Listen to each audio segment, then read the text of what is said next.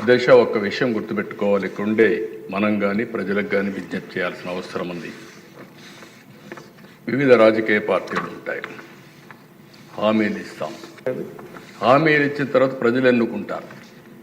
ప్రజలు ఎన్నుకుంటే లోపలికి వస్తాం. ఈరోజు ఏ నాయకుడైనా సరే ముఖ్యమంత్రిగా ఉండి కూడా ఓడిపోయిన సందర్భాలు ఉన్నాయి. నిన్న మీరు చూస్తే ఢిల్లీలో కేజ్రీవాల్ ఆయన ఎమ్మెల్యే గెలవలేదు.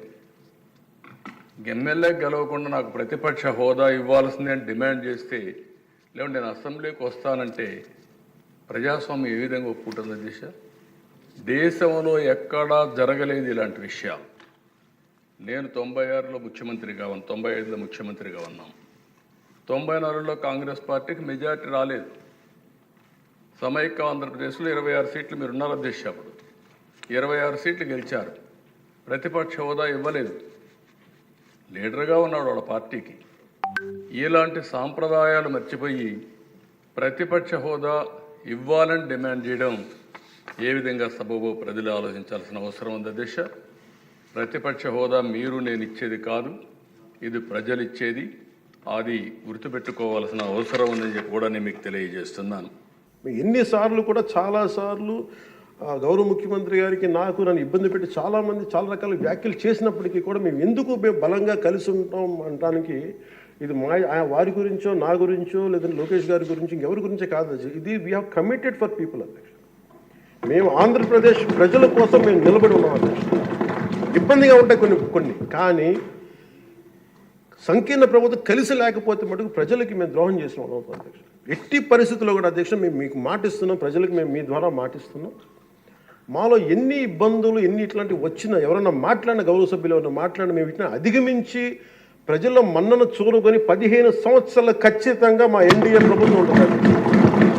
ఎన్ని ఇబ్బందులు ఉన్నప్పటికీ కింద పడతాం మీద పడతాం, అవి మా ఇంటి విషయాలు అధ్యక్ష. అవి మన ఇంటి విషయాలు, అవన్నీ మన ఎన్డీఏ కూటమి విషయాలు, మన కుటుంబ విషయాలు. కింద పడతాం మీద పడతాం, ఒక మాట అనొచ్చు ఇంకోటి అనొచ్చు, నాకు ఏం అభ్యంతరం. కానీ ఇంకొకసారి మటుకు గవర్నర్ గారికి గౌరవం ఇవ్వని వ్యక్తుల పార్టీ మటుకు ఈ సభలో అడుగు పెట్టకూడదు. వాళ్ళకి ఇప్పుడు అధికారం రాదు.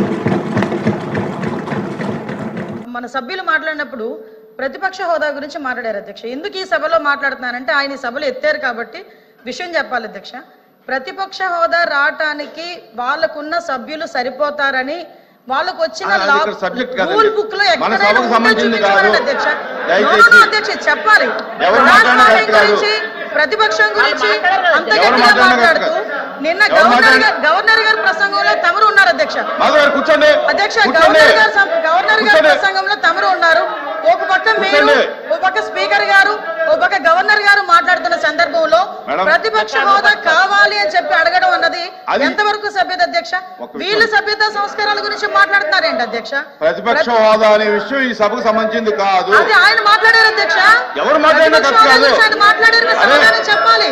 ఎవరు మాట్లాడినా కరెక్ట్ కాదు. ప్రజలు ఇవ్వలేదు. ఈ రోజు చంద్రబాబు నాయుడు గారు, పవన్ కళ్యాణ్ గారు, గవర్నర్ గారు ఇచ్చింది కాదు అది. ప్రజలు ఈ రోజు ప్రతిపక్ష హోదా ఇవ్వలేదు.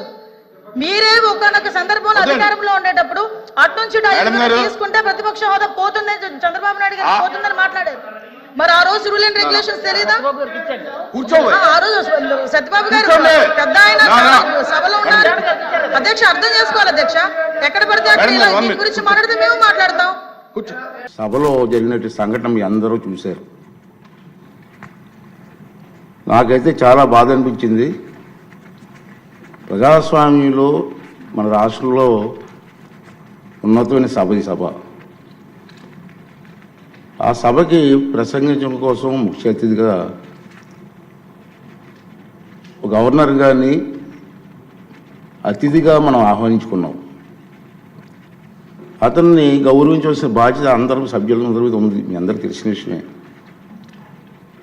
అటువంటి గవర్నర్ గారు ఉపన్యాసం చేస్తున్నప్పుడు నిన్న జరిగిన సంఘటన సభ్య సమాజం సిగ్గుపడవలసిన విషయం నేను భావిస్తున్నాను.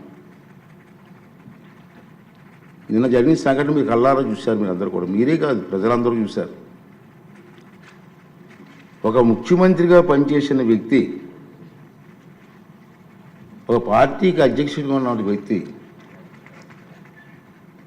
పార్లమెంటు మెంబర్గా కూడా పనిచేసిన వ్యక్తి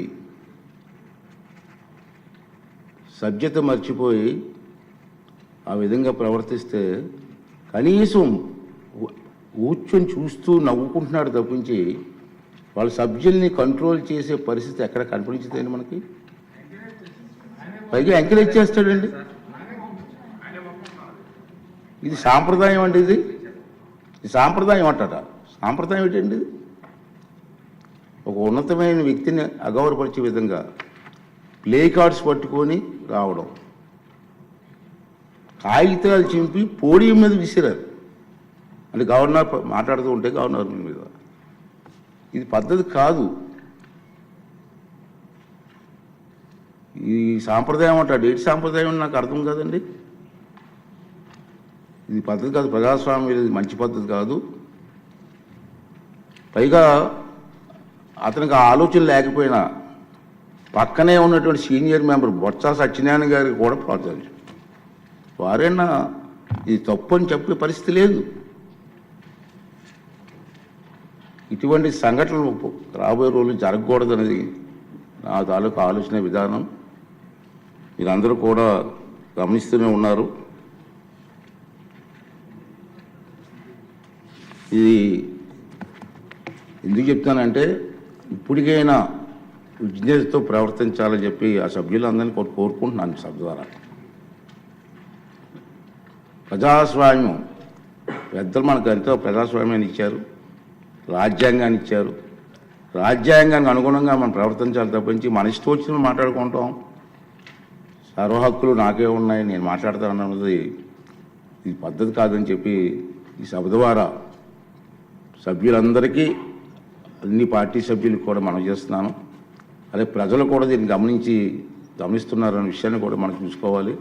ఉంది మన గవర్నర్ ప్రసంగం అయింది నిన్న. ఈరోజు గవర్నర్ ప్రసంగం మీద చర్చ ఉంది. వాళ్ళకి ఏమైనా అభ్యంతరాలు ఉంటే ఈ చర్చలు పాల్గొనవచ్చు కదా, మాట్లాడే అవకాశం మనం ఇస్తాం కదా. ఈ రోజంతా మాట్లాడవచ్చు. మీరు హౌస్కి వచ్చి మీరు మాట్లాడకుండా మీ ఇష్టం వచ్చినట్టు ఈ విధంగా ప్రవర్తించడాన్ని అందరం కూడా ఖండించవలసిన అవసరం ఉంది. ఇటువంటి సంఘటనలు రాబోయే రోజుల్లో జరగకూడదు అనేది నా తాలూకు అభిమతం. ఈ రెండు విషయాలు మీ ముందు చెప్పాలని నేను ఈ మాట్లాడుతానని చెప్పి మనం చేస్తూ, జగన్మోహన్ రెడ్డి గారు కేవలము ఆయన స్వార్థపూరితమైన ఆలోచనతోటి వారిని కూడా ఇబ్బంది పెట్టడం అంటే జగన్మోహన్ రెడ్డి గారు మీకు సిగ్గు అనిపించడం లేదా? జగన్మోహన్ రెడ్డి గారు మీ వైఎస్ఆర్ సిపిలో ఉన్న వ్యక్తులకి కూడా తలదించుకునే పరిస్థితి తీసుకురావటం అనేది దురదృష్టకరం.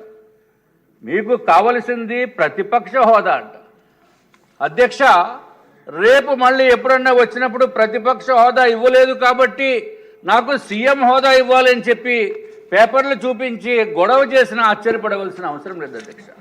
ప్రతిపక్ష హోదా ఇవ్వలేదు, కనీసం సీఎం పదవి ఇవ్వండి అన్నా ఆశ్చర్యపడవలసిన అవసరం లేదు. లేకపోతే మిమ్మల్ని చూసి నాకు స్పీకర్ పదవి ఇవ్వండి అని చెప్పి అడిగినా ఆశ్చర్యపడవలసిన అవసరం లేదు అధ్యక్ష. అటువంటి వ్యక్తి మనకి ఈరోజు రాలేదు, వారు సభ్యులు కూడా రాలేదు. ఏదేమైనా వారి గురించి ఎక్కువ మాట్లాడటం కూడా అంత కరెక్ట్ కాదనే ఉద్దేశంతో వారి ప్రస్తావన ఇంకా చేయదలుచుకోలేదు అధ్యక్ష. అధ్యక్ష, భారత ప్రధానమంత్రి నరేంద్ర మోడీ గారు నేతృత్వంలో కేంద్ర ప్రభుత్వ సహాయ సహకారాలతోటి, అట్లాగే మన రాష్ట్ర ముఖ్యమంత్రి వర్యులు నారా చంద్రబాబు నాయుడు గారు, పవన్ కళ్యాణ్ గారు భారతీయ జనతా పార్టీ కూటమి అభ్యర్థులు నుంచున్న తర్వాత అత్యంత అద్భుతమైన తీర్పు రాష్ట్ర ప్రజలు ఇచ్చారు అధ్యక్ష. అధ్యక్ష, ఈ తీర్పు రాష్ట్ర ప్రజల అదృష్టం అధ్యక్ష. మనం ఎమ్మెల్యేగా గెలిచాము, మన అదృష్టమేమో అని మనం అనుకోవడం కాదు అధ్యక్ష. ఇది ఆంధ్ర రాష్ట్ర భవిష్యత్తుకి రాష్ట్ర ప్రజలు ఇచ్చిన తీర్పు అధ్యక్ష. ఇది ప్రజల విజయం అని చెప్పడానికి ఏమాత్రం సందేహం లేదు అధ్యక్ష. అట్లాగే 175 మంది సీట్లలో కంటెస్ట్ చేసి జగన్మోహన్ రెడ్డి గారికి కేవలము 11 సీట్లు మాత్రమే వచ్చినాయి అధ్యక్ష. ఇదే విధమైన ప్రవర్తన కనుక చేస్తే రేపు నెక్స్ట్ టైంలో కనీసము ఆ ఒకటి పోయి కేవలం ఒకటి మిగిలిన ఆశ్చర్యపడవలసిన అవసరం లేదు. ఆ పార్టీ పుట్టగతులు లేకుండా పార్టీ కూడా కనుమరుగయ్యే పరిస్థితి వస్తుంది అధ్యక్ష. అట్లాగే అధ్యక్ష, ఆ పార్టీలో ఉన్న వాళ్ళని కబంధ హస్తాల్లో బిగించి ఉన్నట్టుగా అనిపిస్తుంది అధ్యక్ష. దాంట్లో మొట్టమొదటిసారిగా ముందుగా బయటకు వచ్చి మీరే ఆ హస్తాల నుంచి ఆ బోనుల్లోంచి బయటకు వచ్చిన వ్యక్తి ఇవాళ ఉప సభాపతిగా కూర్చోవడం అనేది మాకు చాలా చాలా ఆనందదాయకం అధ్యక్ష. మిగిలిన వారు కూడా సంఖ్యలు తెంచుకుని బయటికి వస్తే వాళ్ళ అదృష్టంగా ప్రజలు కూడా భావిస్తారని చెప్పి మీ ద్వారా రాష్ట్ర ప్రజలకి అట్లాగే వైఎస్ఆర్సీపీలో ఉన్న నేతలకి మనసు చంపుకుని పనిచేయటం అనేది కరెక్ట్ కాదు. తప్పనిసరిగా మా యొక్క అభ్యర్థన లేకపోతే మా యొక్క సూచనలు కూడా ఆలోచింపజేసే విధంగా వారికి ఉండాలని చెప్పి నేను మనస్ఫూర్తిగా కోరుకుంటున్నాను అధ్యక్ష.